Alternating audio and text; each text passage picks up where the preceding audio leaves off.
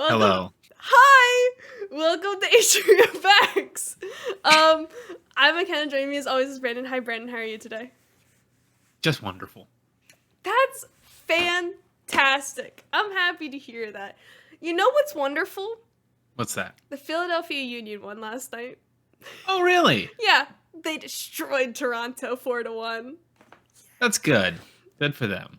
Yeah, so we're living it up. We had some rain as well. We love rain. We need rain. It's starting to get hot here in California again. We have not been getting rain. It was toasty last week. We were like hitting the 80s. Not good. Humid. Very, very humid. Windy sometimes. Then storm. Now it's supposed to be in the 60s this week, so I'm excited. Oh, that's nice. We'll be chilling. Good weather.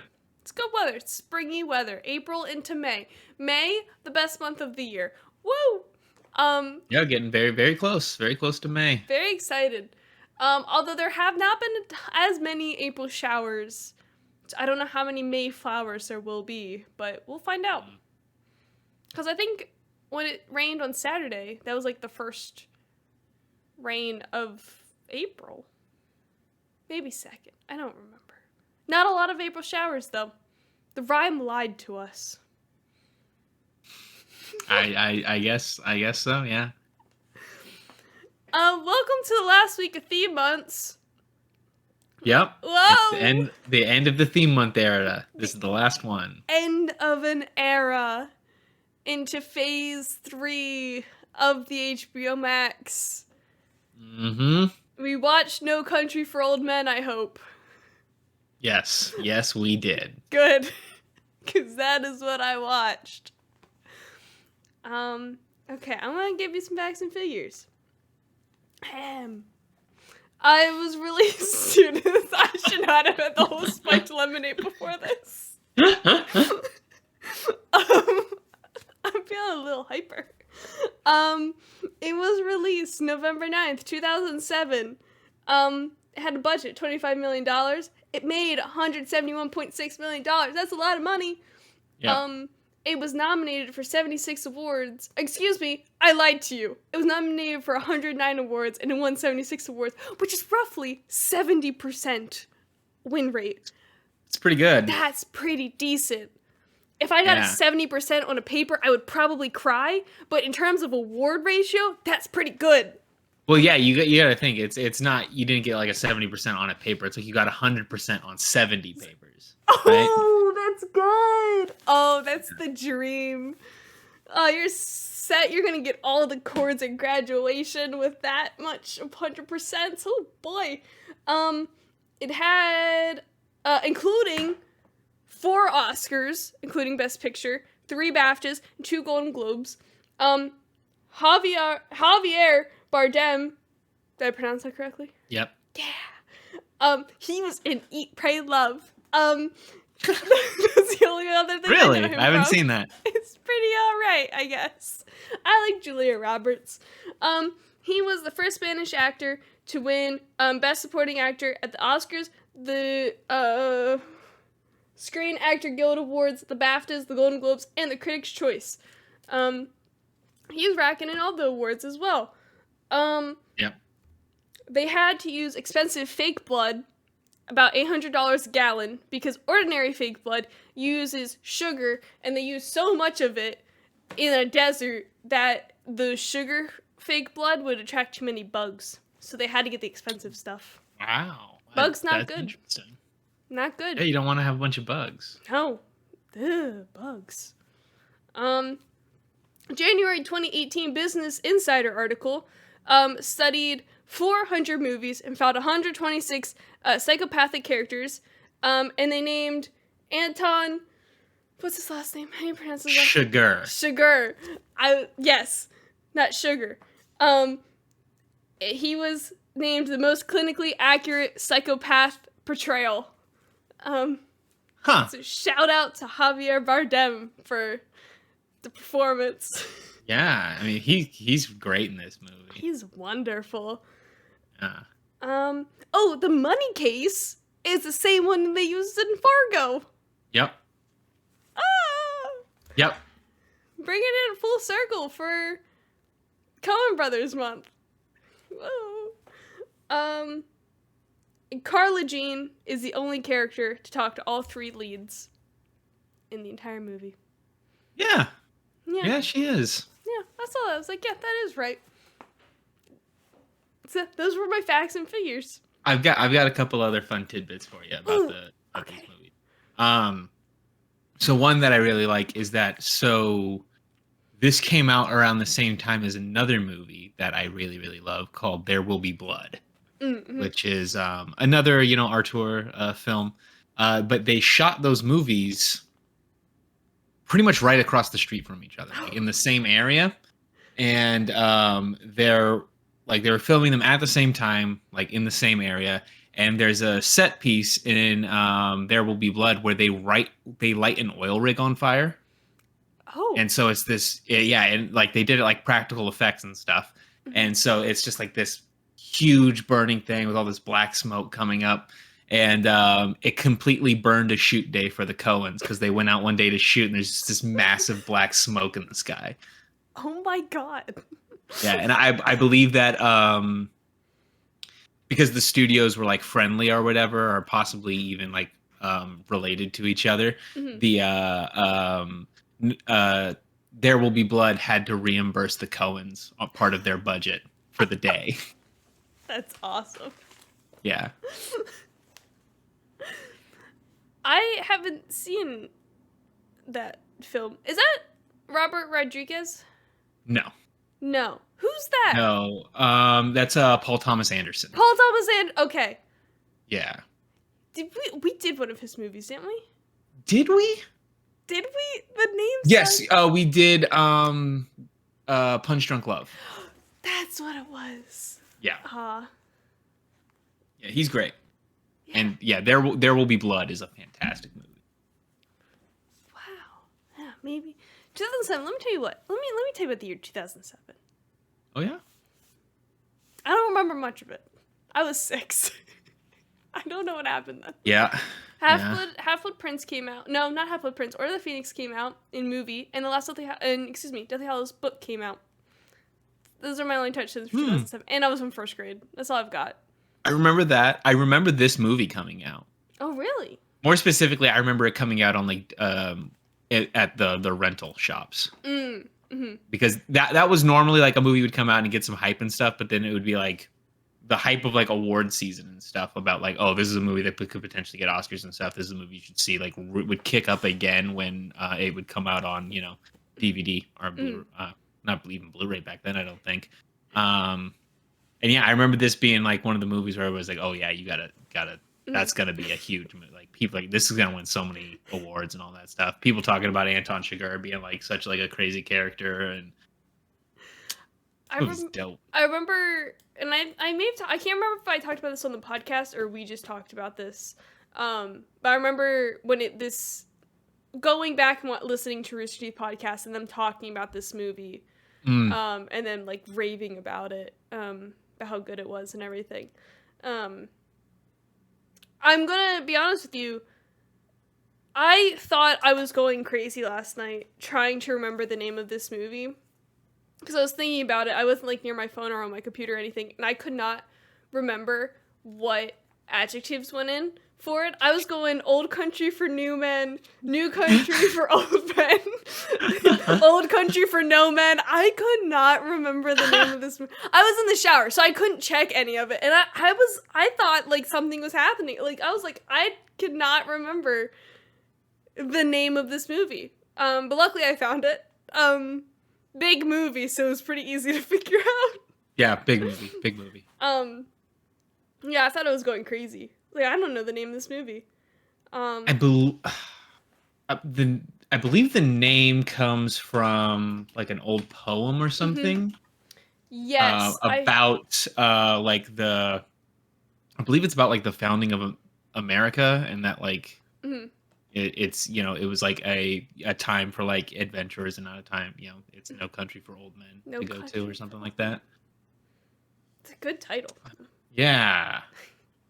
I think it's on the Wikipedia page because I read they had like at least the beginning bit in it on the Wikipedia article for this movie. I read that it's pretty faithful to the movie as well. Yeah, I read the book a long time ago, and Oh. yeah, it's very pretty similar. That's good. I also read that like, this is like the Coen brothers' first like I think it's their first adapted work. direct adaptation. Yeah. Yeah, because I believe Intolerable Cruelty is based on it's like a light Shakespeare adaptation, I think. Mm-hmm. But yeah. Oh, and then they had done like they remade The Lady Killers with Tom Hanks. But yeah, this was like the first time like they adapted a novel and stuff, and yeah, They paid it pretty knocked it well. out of the Yeah. park. This movie's awesome. I will say the violence at the beginning. Violence normally doesn't get me. Blood doesn't get me. I'm scared of everything else, but violence, I'm apparently okay with watching. Didn't phase there was a lot of it in this movie though. Particularly in the beginning. It starts off right at the. They let you know what it's gonna be like right at the beginning when it's like they hide Anton Chigurh's face at the beginning of the movie, right up like as he's like killing the sheriff and stuff, and then it just slowly pans up and he's just like giving you like the most intense crazy person face. I hate it. It's it threw me up because I didn't know what like a lot of movies, I don't know what they're about going into it, and this was This one's a lot closer to Fargo than the other ones we watched. Yeah. This is absolutely them following up on like we can do really good crime movies. Yeah, they can. Because they took a break of doing like less. They did less serious movies for a while. Like we just went back to back with comedies with them. Right. And now they're back into the Fargo stuff and this movie. How did you think? What do you think? How does this compare to Fargo in your mind? I still like Fargo better. I like the Western type of dealios. Yeah. They're not like, it's not like my favorite genre, but I like stories that interlap, and everything, like you're going through character by character and they're all like somehow connected. Yeah. I like that. But I think I dislike Fargo a little bit better. Yeah, I mean, they're both incredible films. Oh, they're both, yeah. So, yeah, it's both hard fucking to. awesome. Yeah. Yeah. I think I'm a little more on the opposite. I think I like this movie a bit more. Roger Deakins is like full in his bag, making a fucking awesome movie. And then this movie just has a bunch of sequences in it that I just like. So every now and then I'll just think about how cool that thing is in No Country for Old Men. You know what's let me tell you what. The thing that Anton Chigurh uses, the cow killer thing. Yeah. So cool. A very memorable thing to use. No one else uses that. Like I read it was like a thing genius. For cattle. Like yeah, I've seen one before. Oh. Genius idea to come up with, and then it works in with like the theme of the movie really well because he's using a thing to kill animals, like designed to kill animals, so it tells you like how Chigurh like views people, like he doesn't think of them very highly, and then it also like provides like a really sweet moment in the movie where we've talked about the Coen brothers repeating dialogue, and there's not a lot of that in this movie, but there's one bit where they do it, and it's not used the way that they normally use it as like sort of, kind of like a more sing-songy, like kind of funny bits in conversation, but it's at the beginning of the movie when Chigurh kills the guy with the thing. He tells the dude to hold still, and then it cuts to Moss hunting the pronghorn or whatever, and Moss tells the buck to hold still. So yeah, Coen brothers using the techniques in different ways. It's all connected. Meshes together. It's a well-made movie. I love that shit. That was like the one redeeming factor for me in Love Actually, was that they were all connected and like scratched that part of my brain. I love that. It's so good. It's so good. I got a gripe. Oh yeah? With Moss, he sticks the gun down the back of his pants, the revolver back of his pants. I hear you're not supposed to do that. It's not recommended, but you know, it was the 70s. People just did kind of different back. No, this is more like the 80s or 90s probably. Wasn't there. But I mean, I've seen people do it. It's not safe. It's not a safe way to handle a gun. No. But you know, I mean, I don't know. I think it is the kind of thing that a dude like Moss would do. Yeah, that is true. Yeah, I just remember in Harry Potter, and I don't think it's probably not it's not in the book, in the movie. In the book, Moody like tells off Harry for sticking his wand in his back pocket, and he's like, "You're gonna shoot your butt off." Like, that's the only thing I can think of. How does a wand accidentally discharge? I'm not a wizard. I don't know. That doesn't make any sense. I don't know. Moody's seen people who've shot their butt cheek off, so I don't know. That's all I can think about. I don't want him to shoot his butt off. It's not gonna be good. Well, actually, he's that is a I believe the gun that he uses that's a Colt 1911 which is one of the safest guns ever built. Oh. Extremely hard to unintentionally miss fire. So there you go. It has like three different safeties on it. Oh god. It has the sliding safety that clicks up, and then it's got your regular like button click safety, and then it has a safety on the palm grip. So if your palm isn't pressing down the little button on there, it won't fire. Wow. Yeah. That's okay. It's a good gun. There you go. There you go. This is your gun fact for this week. I want to talk about milk from a milk jug. Because this one, it's the glass bottle. It's a glass bottle in the movie, right? Glass jug. But you're talking about the jug. I just want to talk about milk in a glass jug, glass bottle. Okay. Yeah. Okay. I just think it tastes better than milk anywhere else. That's like real farm living right there. Yeehaw. If it comes out of the bottle instead of like you getting like the carton from the grocery store or whatever, you get it from the bottle. Yeah, probably. I don't know. I haven't really had milk from a bottle before. Oh, you should try some. Do you partake in drinking milk like just regularly? Not often. Especially it was definitely something I did a lot more in the past, but no, not so often anymore. Should bring it back just for the glass jug. Okay, I'll give it a shot. That does lead into one of my favorite lines in this movie, where they go in and they realize that he must have just left because the milk is still kind of cold. We just missed him. We got to call it in and tell him what? Looking for a man who's recently drunk milk. It's so funny. That entire it's so good. I love I think his name's like Wendell, the little assistant guy. He's one of my favorite parts. He's great. He's great. I think I read he was going for one of the leads. I think he was going for Moss. That one didn't work at all. Oh, they got the right guy. Yeah, they went with Josh Brolin. They nailed it. Yeah, they did.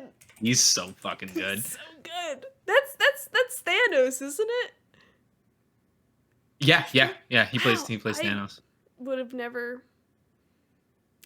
figured that out. Yeah, he went for Moss. I love the name Llewellyn. It's such a cool name. I like how it's spelled. Yeah. It is. It's like it has like an old timey quality to it that's like just works really well. Yeah, which is why it surprised me that it takes place when it does. Because I was expecting like, oh, Llewellyn, that's like 50s, 40s. No. This is what? It's in like the late 80s or early 90s, I think. I think so. The trucks are like early 90s era trucks, I think, that they all drive, but it's hard to tell. It's the film does definitely have like it's not exactly modern, Yeah. Oh, and Moss, it'd have to be like late 80s because Moss is a Vietnam vet, or maybe mid 80s. Yeah, it is. it is a neat idea for this to be as much of a Western as it is, because it is a straight up, it is a Western just set in the 80s. Mm-hmm. That's, How many other? I'm a huge Western fan, so this is right up my. How many Western? Are there a lot of Westerns that are set like more? I say more modernly in like the 80s and 90s, or There's not a lot. This sort of like kicked off like the neo Western kind of genre. I'm sure that there was a couple that came before it. I'm sure there's a couple that's come out, but this is like the number one. The neo Western movie. That's cool. Need more horses. I think there's just enough horses. Always need more horses. Those are my thoughts. Okay. Need more horses. Oh my God, Woody Harrelson's in this movie. Yeah, he is. Woody Boyd, my boy from Cheers. He's here, and then he dies. Yeah, he's a very good supporting character. I really enjoy him. I love him. I like that he is also a bit of a weirdo in this movie. Yeah. Just Woody Harrelson playing Woody Harrelson. Or Woody... I don't know. Like there's that scene where he's talking to Stephen Root. Shout out Stephen Root. We gotta mention the Coen Brothers alums when they pop up. And there's not a lot of them in this movie. This is probably the lowest count of their regulars. I think it's basically just Stephen Root. But when he's having that conversation with him, and he doesn't understand why there's not like a 13th floor in the building. That's just like it's such an interesting detail about the character that he's just like, he has no whimsy in him. He doesn't. Is the 13th floor thing like still a thing? I've never been in a lot of buildings with more than... Never been in a lot of buildings? I've never been in a lot of buildings. I've been in a lot of buildings with like that go up to 13. I think I've only really, well, at least in the United States. Well, no, anywhere really. The United Kingdom's weird. I'll get to that in a second. But like, is like the 13th thing? I think it is. I bet it is. I haven't talked to many architects recently. More for tradition than anything else. I feel like that's a thing that people that's the kind of thing people would keep up. I think I'm going to the Comcast Tower next week, which is like one of the big Philly buildings. Yeah. So I'll see if they have a 13th floor. I'll look for it.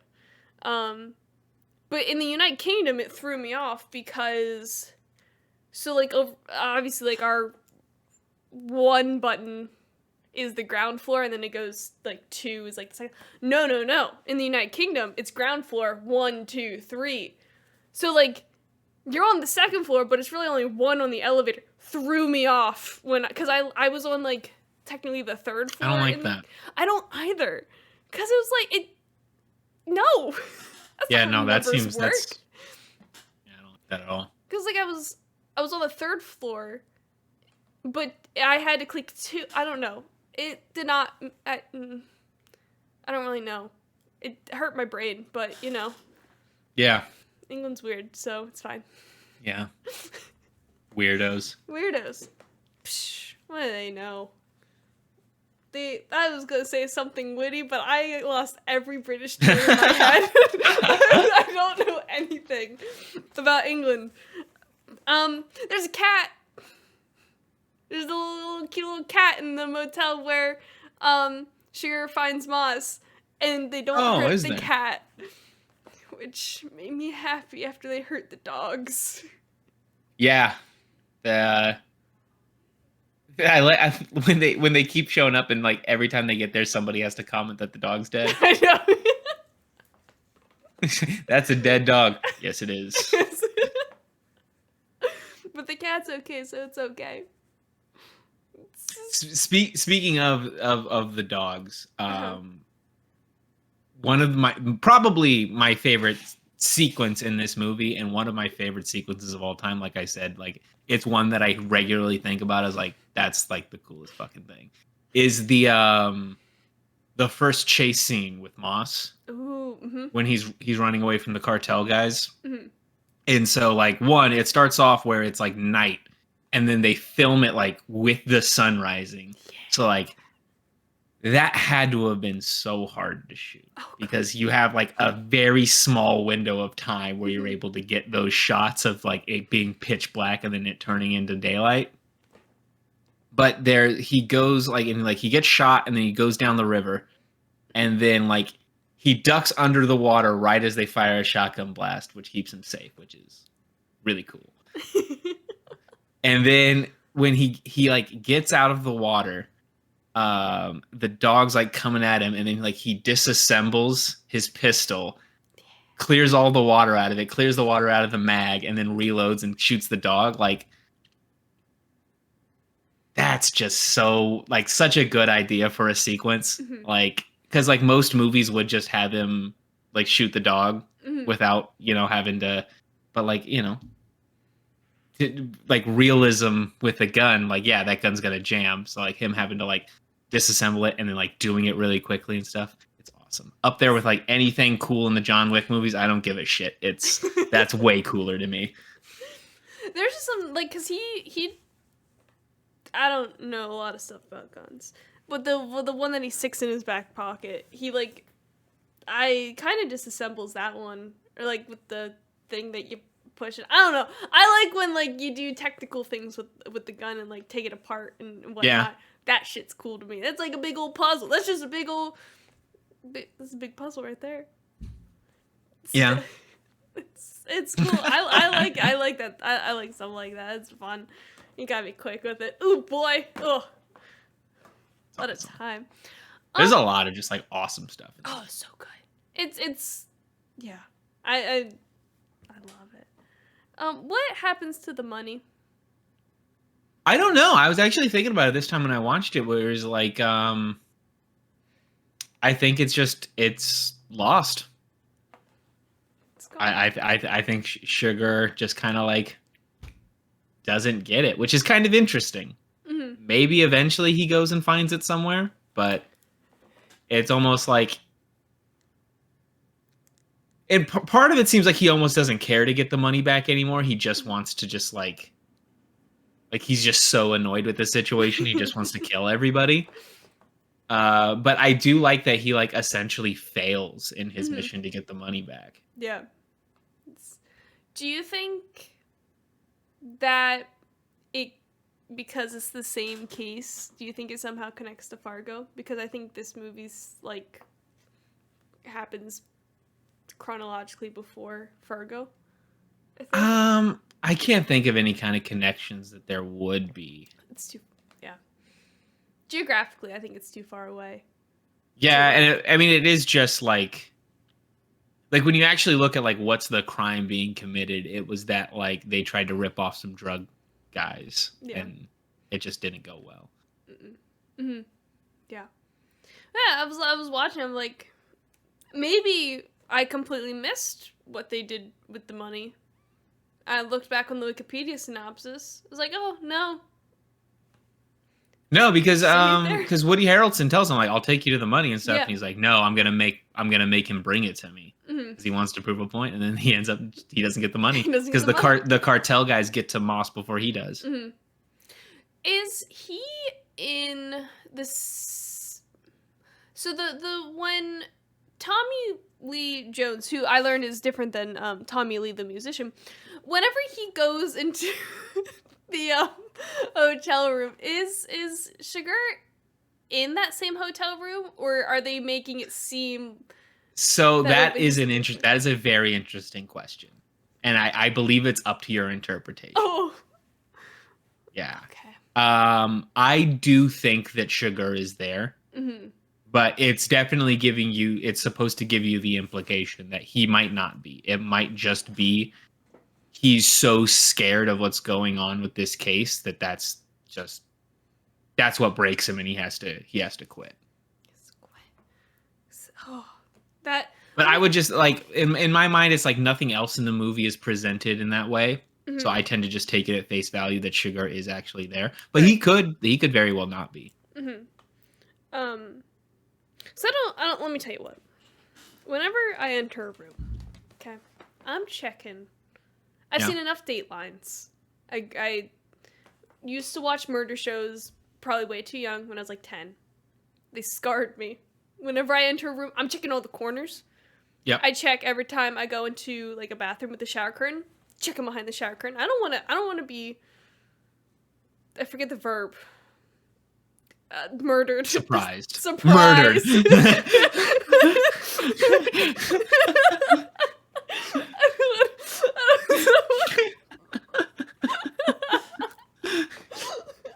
I don't want someone to get me in the bathroom. Like, Okay. I'm already a very jumpy person. I don't need more jump scares, you know? So that I was scared shitless the entire time. That scene is super tense. And then he's not there. Allegedly. Maybe he is. Maybe not. I wasn't there, so I don't know. It's I don't like it. Because I watched, let me tell you what. Okay, let me take you back to the year 2012. I was 11 years old. I used to watch I don't know, murder shows on the television. There was one where this woman, I don't remember a lot of it. It was 10 years ago. This woman was murdered in her house by like an ex of some kind, and like he was hiding in a corner, and like that scared me. No corners are safe now.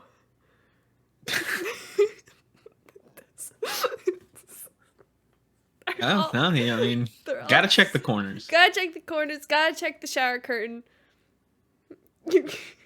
I'm not being surprised. Or murdered. Or murdered. Whichever comes first. It's just not in the life agenda. Although I'm watching Datelines now, it's a lot of married people murdering each other, and I'm not married, so I've got that. I'm okay there. No one. That's the thing. Like when people like, I mean, you see it on like the TikTok and stuff. Everybody's talking about like, oh, we watch all this true crime and stuff. I'm so worried about getting murdered or getting abducted and stuff. It's like, if anybody's gonna like, it's like 80% of murders are done by like it's somebody you know. Yeah. It's a family member. Yeah. It's like, you guys are worried about the wrong people. They always, I know, yeah. People always like, oh, I'm worried somebody's gonna, I'm terrified somebody's gonna break into my house at night because I watch all these murder shows. Like, are you watching it? It's very rarely a random person breaking into your house to murder you. It's normally the person like in your house already. It's all, yeah, that's, yeah. It's terrifying. But yeah, that's like all the Datelines. It's like, you know, there's only like maybe once every few weeks where it's like you don't know that it's a random thing, but no. You probably know that. Yeah, it's not, there's not a lot of like serial killers out there who are just killing people. No, that was the 70s. We don't live in the 70s. Yeah. Well, it's so much harder to like get away with murder. Well, yeah, the forensics has advanced. Honestly, like Forensic Files and Dateline and like all these shows now, like it's such bullshit because they lie to you for like half the episode or like 75% of the episode. Because always what happens at the ends of these shows is that it gets to, and then we like, it's like the show's almost completely done, and then they'll be like, and then they got cell phone records and they figured out exactly who it was based on cell phone records. It's always that. It's always that. It's like, because we of course have a family gathering on our Fridays at home where we watch either the Dateline or the 2020, whichever one is more dramatic apparently. And it's like you can almost always tell if the person, you could tell because sometimes they have the person who is convicted on the show, and you could tell by like their backdrop or like what clothes they have on, or like if they're not there, they're like, she was married, and then the husband's never interviewed. Like, it's probably the husband then. Like, or like the interviews with the person who did it are always like, they're never giving like, the quotes they're giving you aren't like, oh, we were so shocked, we didn't know what was going on, anything like that. They're always giving like these weird like where it's like, oh yeah, they obviously did it. No. It's like you can always tell. I like the ones that's like, they arrest the person 30 minutes into a 2-hour special. It's like, there's got to be more. Like, You already arrested the person. We're only at 9:30. Yeah. We're going to So it's 11. probably not that person. Exactly, yeah. It just all depends what time in the episode that they get arrested. Yeah. Or that something goes down. It's... Dude, we watched a good one a couple weeks ago. Well, okay, wait. Oh, yeah? Let me tell you about the Dateline procedure at my house. Okay. I'm completely sidetracking the Dateline that we watched a couple weeks ago. Let me tell you what. Okay, so it was my parents, it's my sister and I, okay? Let me tell you, there's levels at which we all fall asleep during the episode. So my mom knocks out first. She's usually out by the time they even finish. The person is still alive by the time she's knocked out and asleep. Then my dad he dozes. He's in and out during the entire thing. We usually have to catch him up during commercial breaks. Then sometimes I'll knock out with about 30 minutes left. My sister's usually the only one that's up the entire time. So it's in the hands of her to explain to me and the rest of our family what is going on during the Dateline episodes. It happens every week. Every week, Brandon. We don't learn our lesson. We still stay up and watch. We still get our little snacks. My sister makes me a nice raspberry lemonade. And I'm out. I'm out, dog. Like, I don't know what happens at the end. Like, we watched a Chippendales episode. There was a Chippendales one a couple of weeks ago. Right. That was a good one. Yeah, you were telling me about that one. Fell asleep with like 45 minutes left to go. I still don't know how it ends. But it was good from when I was awake. It was Chippendales. How could it not be good, you know? Are the Chippendales still a thing? I feel like, I have no idea what this whole scandal was about, but I saw that there was the Dateline episode everybody's talking about, and then they made a show about like some shady stuff with the Chippendales. So I would have to assume, based on all that evidence, the Chippendales are probably done. But I'm gonna let's do a little Google search. So from what I remember, there was like two guys who were heavily involved. One website's still up, chippendales.com. Hottest male revenue in Vegas. Shout out to the Vinny G is returning on August 31st to October 8th, Makenna. Oh, baby. Wow. Vinny G. Oh, apparently this is a guy from Jersey Shore. Oh my, wait. I thought that this was like a legendary Chippendale who had retired and he was coming back, and I was like, that's an interesting little subculture there. But no, apparently it's just a guy from the Jersey Shore. Jersey Shore. I don't even recognize this guy. The thing I know the Chippendales most for is, I assume you've seen the Chris Farley Chippendale skit. Yes. Yeah. That's the only thing I really know about the Chippendales. They showed that during the Dateline episode.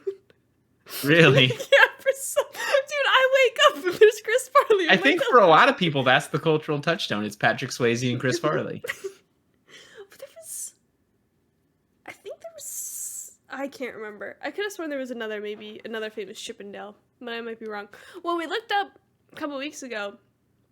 I say a couple weeks ago. It was a couple months ago now. For some reason, it was brought up the most famous bow ties. Characters with bow ties. Chippendales was on that list. Right up there with Donald Duck and Yogi Bear. There's Chippendales. Huh.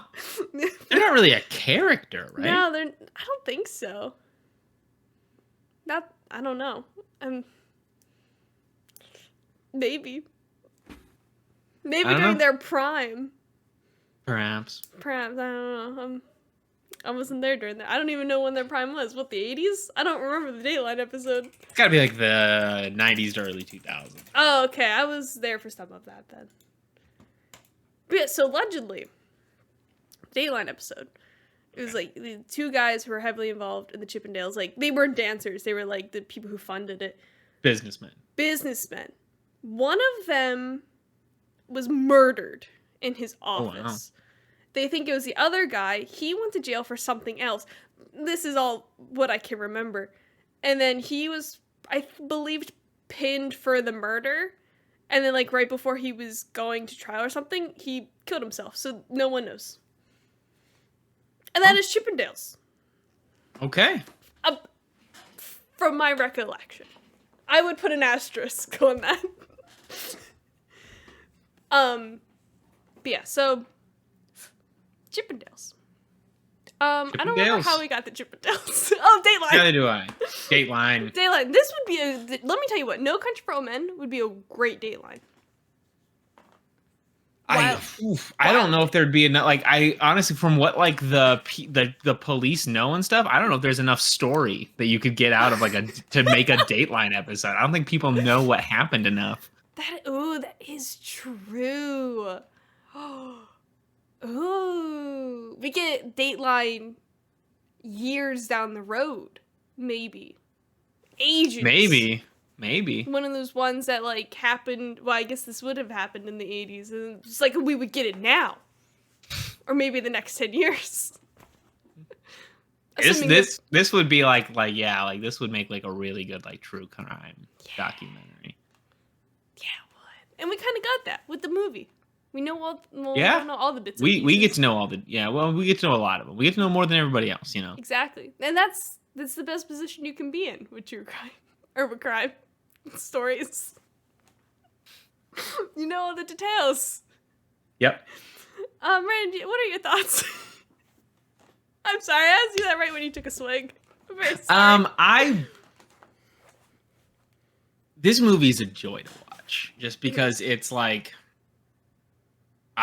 all the characters are just like really, really good at what they're trying to do, in a way that's like really interesting. Because like in a lot of movies, when you have a character and you want them to be like a super badass character, right? They're doing stuff, they're tracking down people they want to kill, or they're trying to like defend themselves from people trying to kill them. A lot of the time the movies just like essentially make them magic. Like when you watch the Fast and the Furious movies, like they're magic. They're not like doing cool stuff to the cars or like trying like they're just magic people who just like when they're around cars, it just always works out, right? With superhero movies, very similar, where it's just like they're just magic. You just have to just understand that when Captain America throws his shield, it just bounces in whatever direction he wants it to. It's not complicated. This movie is so like detailed when they're doing stuff. Like when Moss is like, he rents the hotel room and then he goes out and like shops for supplies, and you just like they don't explain to you what he's doing. You just see him like step by step put this thing together, and then like the plan unfolds and you're like, oh wow, he's like what he does with the like where he rents the room across from him and then hides the thing over the and then pulls it with the tent poles and stuff, and like it's so neat. Like somebody really like thought about like, okay, if you were gonna be like if you were actually gonna do the crime, like how would you do it? And it's really interesting. Yes, I love like doing gadget stuff. He just puts like this gadget together with all these tent poles and like the clothes hanger loop thing. Yeah, like you just see him like he sits down and he just starts like undoing a wire clothes hanger. You're like, what the fuck is he doing? I was very confused because he like when Shiguri like goes to his room and he just sits down and he just starts taking off his boots, and you're like, why the hell is he taking off his boots? And he turns off the transponder and you're like, what's he doing? And he just starts like walking around in his socks so he's not making noise. So smart. Yeah. So good. The damn transponder. Let me tell you what. That's wild. It's I mean, brilliant for like why it was there. Like it just. Ooh. Yeah. It's really clever, and I like that. I like that like Moss doesn't pick up on it initially, but he is just like he's sitting in his room and he's just like, no, there's no way that both those people found me just incidentally. And he starts looking around for the transponder and stuff. So then does the cartel, and obviously Sugar has it, does the cartel also have like a tracker device thing too? So those dudes who like they met at the thing, I believe that those, what they say is like that's why he kills Stephen Root. It's because he ended up hiring that other group of guys to go after and find Moss, and he's offended by that, I guess. Not good. Stephen Root wasn't in Fargo, was he? No. Oh, we could have had a Stephen Root sweep, as they say, a Stephen sweep. We could have had a Stephen sweep, but no, he wasn't in Fargo, sadly. Maybe next Coen Brothers month. Yeah, I mean he's in a couple others. We can go track one down. We can go find Stephen. Maybe we could. Do you think we could get Stephen Root on the show? You know, he's in like a bunch of movies Mm-hmm. that like are extremely low budget. So I Maybe. maybe. I'll write to him. Yeah. Stephen Root, come on the show. Stephen Root, come on the show. How many people do you think we have said come on the show to? At this point, like one per episode, and we're in like what, we're in the 50s now? I think so. We're gonna have a lot of guests on our show. Yeah. Yes, we are. It's one day we're gonna have someone on that we said come on the show for, and I'm gonna get a confetti cannon. Brenda, have I ever told you how I really want a confetti cannon? Like You have not. I want, and I don't know how to Google it because I've tried and Google just doesn't understand what I want. It's a confetti cannon, but that I can reuse and doesn't make a mess. Like Are these a thing that exist? I don't know. I want one that I can, like, something happens. We have a guest on the show that we've said come on the show for. I pop a confetti cannon, doesn't make a mess, and I can just tuck it back in and do it for my next momentous occasion. Which apparently I say a lot enough for Campbell to text me the other day. She texted me the other day. She was like, "I need to borrow your hypothetical confetti cannon." So I don't know. It's in the lore somewhere, but I don't know if they exist. I need them to exist. I don't know. I don't think I can ever think of a time where I've seen a confetti cannon. Mm-hmm. I think that's normally like you drop it from the roof kind of a thing, Mm-hmm. or like Right. They make a the mess. little poppers with like, you know. Yeah. What if you just make like a really good confetti popper, like a huge one Ooh. with like a big rope that you pull? That could work. That could work. That's. I'll be celebrating everything with that. I forget. I said it to Campbell a couple weeks ago at the nursery. I always say it's, if I had a confetti cannon, I would pop it off right now, but I don't. It's you can always go with a confetti cannon, like just back pocket, bam, confetti cannon. Stephen Root's Wikipedia page is really interesting. Oh yeah, go on. Because it is like some of the best movies ever made are on this list. But also movies you have never heard of. Oh yeah? Absolutely. And I mean there's so, like, we're talking like most years he's in like 5 movies. Jesus. Oh my god. This dude works.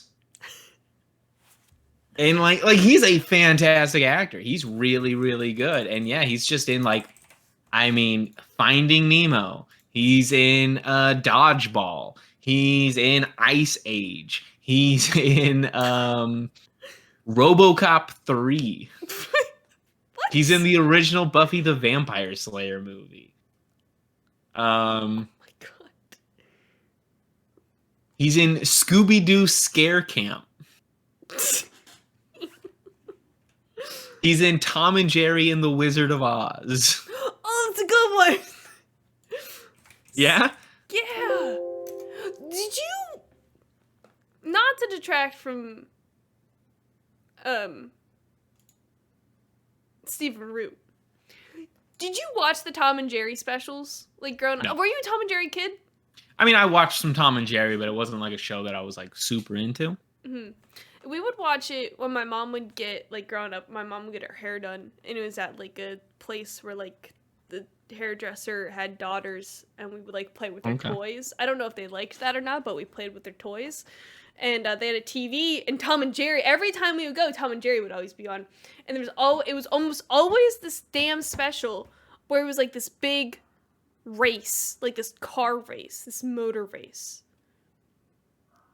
And I swear, it was, like, on every single time we were there, and that's the only, like, solid Tom and Jerry. Tom and Jerry, the Fast and the Furry?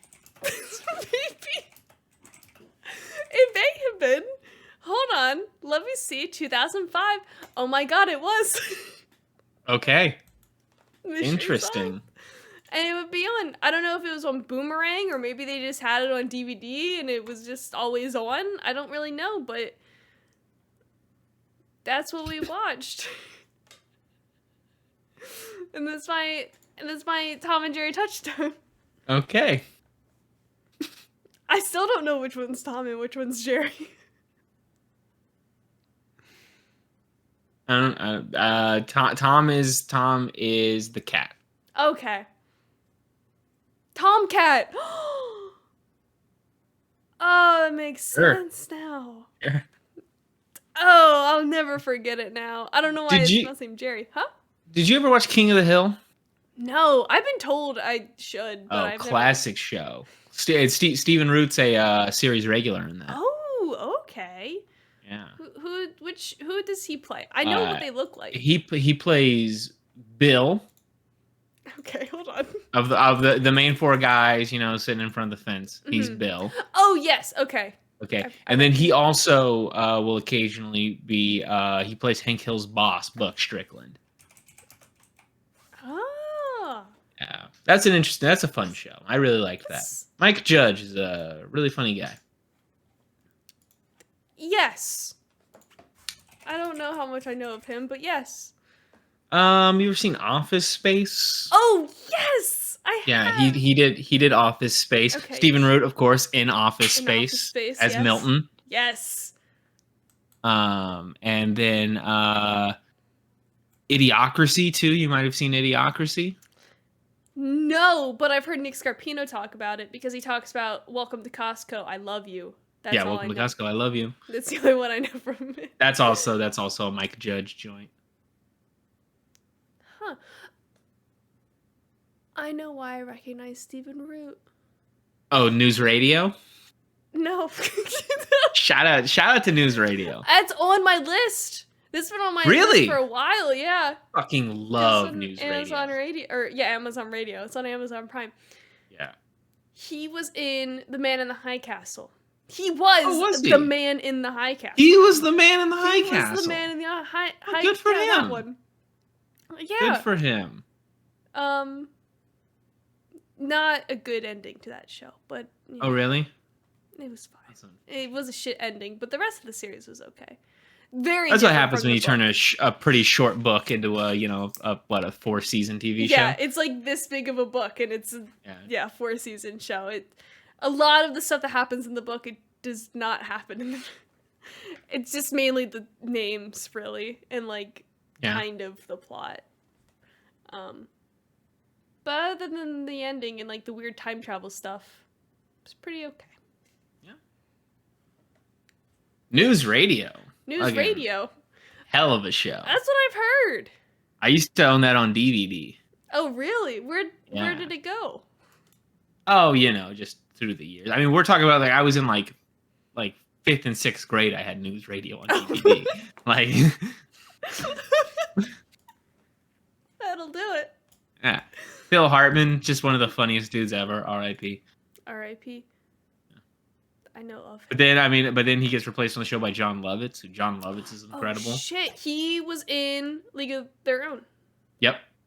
Mm-hmm. Love John Lovitz.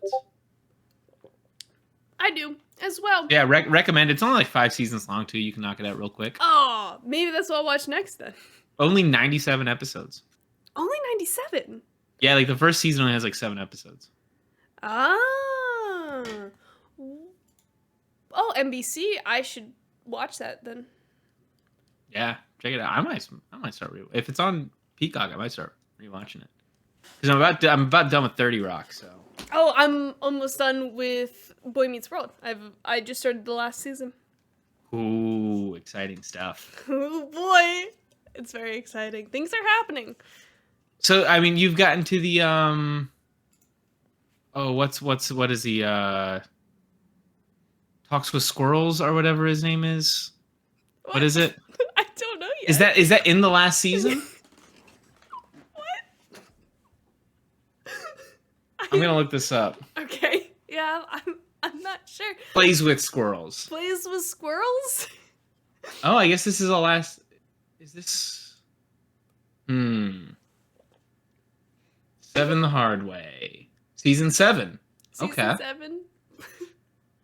Season 7, episode 16. Okay, you'll get to this. Okay. Great stuff. Excellent stuff. I thought that was the second to last season, but no, this is the last season episode. Really good stuff. Oh boy. Did you know that like the episode where Corey and Topanga are like planning to have sex for the first time? Mm-hmm. You know this episode? Yeah. You know that's like essentially like blacklisted from TV. Like Yeah, they never play it. It's that one. I read there was 3 episodes. It was that one. It was the one where Corey and Sean drink, and then there's a third one. I don't remember which one it is. I think I read that too. I think it's an episode that has something to do with suicide, or that might be a different show. Let's see. But yeah, cause I lost my train of thought there.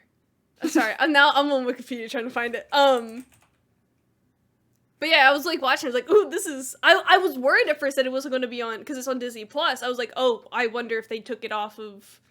Oh or yeah. If they didn't put it on Disney Plus. No, I'm pretty. Yeah, it's on there. But yeah, it's on there. I can't find it. Wait. I know I read it on Wikipedia. Oh, maybe I read it on the trivia on IMDb. Hold on, I'm gonna find it. Oh, I found it. Oh, interesting. So yeah, it was the prom one, the one about drinking, and then the truth about honesty, which I just watched that one, and it wasn't. What? What's in that episode? It was where Sean or Topanga. Okay, so Topanga uses Corey's razor, and like it becomes this whole thing, and like Topanga's like, just be honest with me about everything, and then Corey's honest with her about everything, and it goes really bad. And then they go to a dinner party at Jack and Rachel's apartment, and like it's just like this whole honesty thing. Oh. Well, okay, I guess the only thing I could think of was, like, Angela and Sean. So, Sean is asked if he could spend a night with anyone, no strings attached, no emotional connection, he would spend it with Angela. And then Angela's like, let's do it. And then, like, they almost do it, but then, like, Sean says he loves Angela, and then they leave. But, like, nothing, I don't know. That's the only thing I could think of why it would be, but, like, it's not, like, a giant, it's not, like, the main plot point like it was in the other 2 episodes, but I don't know.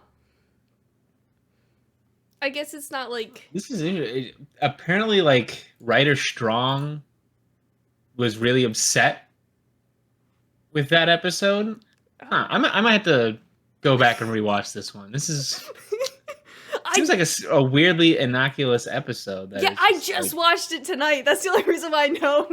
But yeah, it's weird that it would be one of the 3 that was banned. I guess that they just decided that like they cut out anything that got too deep into the Korean, like anybody's sex life. Interesting. And so they decided to leave it out when they put it on Disney Channel. I guess it was like, yeah, they it's more like adult themes or whatever, but they are adults though. I don't know. There's some like, yeah, they are in college at that point. Oh, yes. Huh, that's interesting. I wouldn't have pegged that one, but I don't know. I'm not a Disney executive. You got Rachel there now. I got Rachel there. She is wonderful. I love her.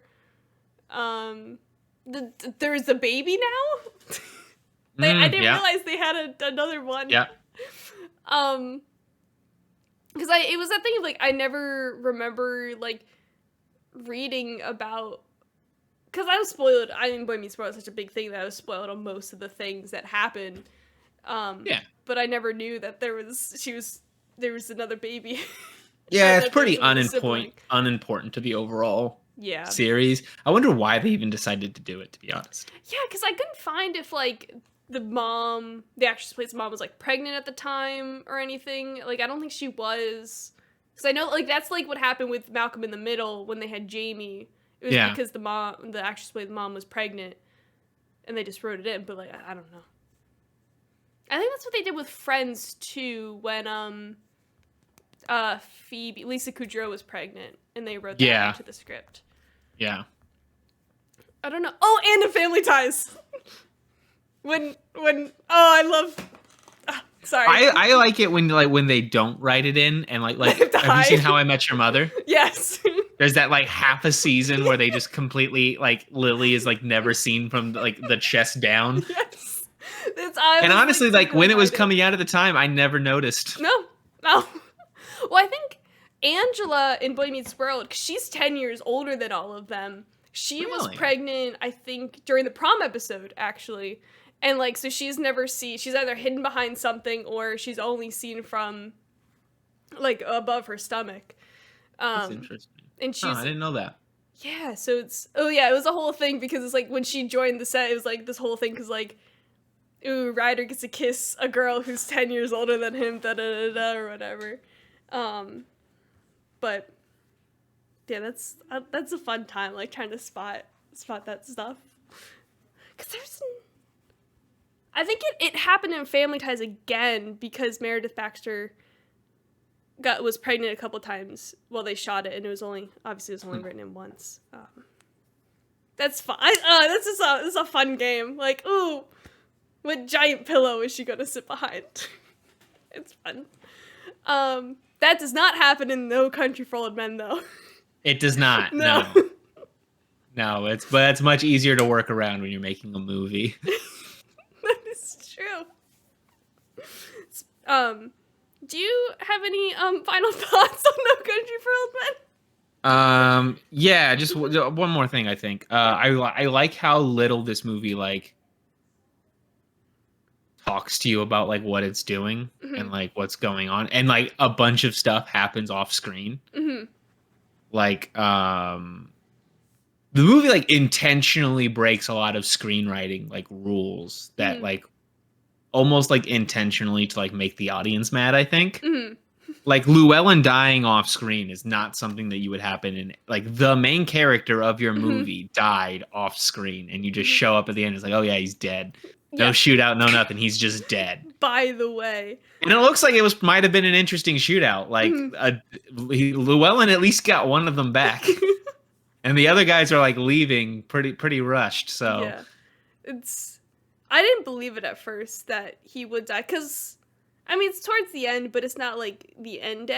Well, no, I guess it is kind of the end. It's kind of the end, but not the end ish. Yeah, like, there's about like 10-15 minutes of movie left, or maybe even 20. Yeah, it's not like this. Yeah, like you said, it's like not this like giant climactic thing like how a lot of other movies end when the main character dies. It's like, no, there he is. Yeah, it just happens. Just a thing that happens in the movie off screen. And then like Carla Jean also dies off screen. Yeah. And this is part of like how masterful the Coen brothers are at this stuff, which is that they spend a huge portion of the movie setting up the reveal of Carla Jean's death, of like between Llewellyn and Sugar, they're constantly showing imagery of them like their boots and blood and like checking their boots for blood. And so when Sugar like walks out of the door and checks the bottom of his boots, you already know what's happened. They don't need to show it to you at all. It's like that's really good filmmaking. So good. It's so good. Yeah. And then I really like the end of the movie where Sugar gets hit with the car. And then they play it's a reverse of what happened to Llewellyn, where earlier in the movie, these 3 dudes in Mexico think that Llewellyn's been hit by a car, and they're like dicks to him. They charge him like $500 for his jacket or whatever. And then like Sugar, the bad guy, a horrible monster of a person, he gets hit by a car and everybody's really nice to him. Yeah. Yeah, I read a thing that was like, there's very few people that Sugar talks to that he doesn't kill, and it's like those 2 boys at the end, like he doesn't kill them. Yeah. There's a few other people too, but yeah, it's like, I don't know. Yeah, it's weird parallel thing. Yeah, and he it's just walks off into the sunset. Like yeah, it's very very Coen brothers of just like there's no rhyme or reason to anything that happens. It's all just kind of just chaos, and just like good things will happen to bad people, bad things will happen to good people. Some people will survive, some people won't. Sometimes you'll get to see them die, sometimes you won't. It's that's the thing I really appreciate about the Coen brothers. It's just like the very like realistic, not story look at things. Yeah, it's great. And then like there's also just like a bunch of monologues in the movie that are like just super fucking good. Yeah, they are. The beginning and closing ones by Tommy Lee Jones are great. It's just a fantastic book. It's very good. And guess what? You can read this movie. You can read the movie? You can read the movie. Really? How would I go about reading this movie? You can. Let me tell you what. You yourself can go to Audible trial. Nope. Audible.com/trial/HBO Max, HBO Maks. You can get a book. You can have you got a trial. We're giving you this trial. What kind of a book, though? An audiobook. Audiobook. An audiobook. A book that is audio that will be read to you. Or you get a book for free. For free? For free. You don't have to return it. Nothing. It's yours to keep. So you're telling me I can sign up for this free trial. I can go to audible.com/trial/HBO Max, and I can sign up for this trial, and I can get a free audiobook, and then I can cancel the trial like I do with the Netflix or anything else, and I don't have to give the book back. I get to keep the book. You get to keep that is all correct. That's crazy. There's a number of books on Audible, including No Country for Old Men, read by a man named Tom S. with a long last name that I don't want to try to pronounce. But he has a history of audiobooks. He's done No Country for Old Men. He's done Shutter Island, Friday Night Lights, Watchmen motion comic. So this is a dude who he knows what he does audiobooks. He does audiobooks. Very cool. So, Audible.com/trial/HBO Max. There you go. Check it out. Help us help you. Oh, speaking of audio, you notice how this movie doesn't have any music? Yeah, I read it was like 16 minutes out of the whole movie. Yeah. That's really cool. Yeah, it's neat. It's it helps with the emotions and everything. It makes everything just a little bit more tense. Yeah, it does. Yeah, that's fun. I don't know if I would classify tense as fun, but sometimes fun. Tense is tense. Indeed. I was jumpier than normal. Yeah, you can do the things. Brandon, where can people find you on the internet if they want to find you on the internet? Oh, they could go to audible.com/trial/HBO Max. Do you think one day... Do you think we could get you to read an audiobook? Do you like to read aloud? Would you? I haven't done it in a long time. I imagine it would be a pretty painstaking recording process, but we could do it. Yeah. Hear me out. We'll write a book, and you can do the audio recording for it. Okay, sure. Why not? I don't know what our book would be about. HBO Max, A Journey. Sure. Open your ears. That'll be great. Yeah. Watch out. HBO Max Phase 4 book. We're writing a book. As we're canceling the podcast, it's going to be released in book form from now on. It's book time. It's that's how it be. One book a week. A book a week? You follow the podcast. Find out all about all of our book adventures and other adventures, such as Phase 3, on twitter.com/HBO Max, HBO Maks, or at HBO Max, however you find your Twitter profiles. You can find on all your fun podcasting streaming platforms, as well as youtube.com/at HBO Max, HBO MAKS. If you missed the live stream last week, we announced some things for Yes, phase we did. 3. Count them 3. Well, Yep. yeah. Oh yeah, so if you're used to getting your HBO Max once a week, I got bad news for you. Next week there's not going to be an episode of HBO Max because we will instead be releasing a podcast here on the same channels called Maximum Ruckus. It's just going to be me and Makenna doing being goofy, being goofballs. And then the following week we'll be back with the HBO Max. It's just going to be going back and forth. New podcast, old podcast. New podcast, old podcast. And HBO Max, we're going to be doing more guest focused stuff. We're going to have guests on the show, back to how it used to be. Guests talking about movies. Talking about movies. Yeah. We like movies. People like movies. People like movies. People like movies. Brendan, what is our first movie with a guest back? Wait, we've had guests. Never mind. You know what I'm talking about. Yeah, the first movie of Phase 3, HBO Max, was a guest-focused show. I believe is going to be Joshua Makuga bringing on Bad Boys. What you gonna do? Yes, what are you gonna do when they come for you? The age-old question. Yes. Maybe we'll answer it. Perhaps we will. If you tune in to the next episode of HBO Max, we will tell you what to do when they come for you. I'm gonna make a note of that to make sure I ask Josh. And that's what we're gonna answer. What will you do? I hope I know what that means next week, because I'm not putting all the words in. So stay with us. Stay here on youtube.com/HBO Max for Maximum Ruckus and HBO Max. We'll be here. Will you?